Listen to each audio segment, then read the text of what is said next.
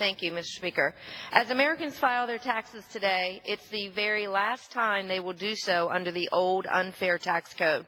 Thanks to the Tax Cuts and Jobs Act, hardworking Americans are already seeing the benefits of lower tax rates and a stronger economic growth.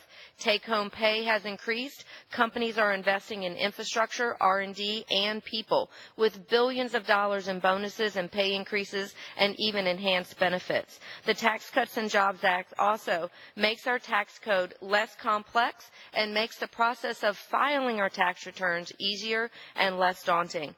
This time next year, in addition to most Americans paying less in taxes, most Americans will find that the tax forms are simpler and the process less complex.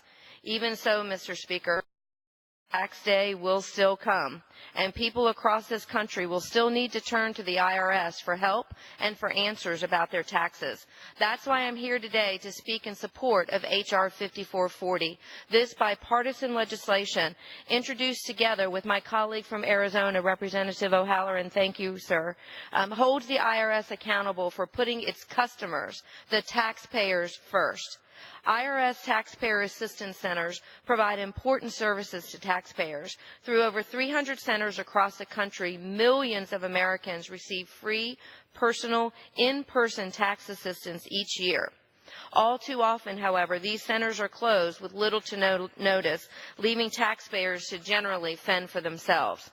H.R. 5440 requires the IRS to provide adequate public notice about any proposed closure and ensures that impacted taxpayers in that community will still have access to assistance. Most of us dread even the thought of having to deal with the IRS. But today, through a package of bipartisan bills, Congress is moving forward to redesign and restructure the IRS so that its top priority is putting its customers first. H.R. 5440 is one aspect of these important reforms to refocus the IRS. And again, I thank Representative O'Halloran and the entire Ways and Means Committee for their hard work on this legislation. I urge my colleagues to support. Thank you, Mr. Speaker. I yield back.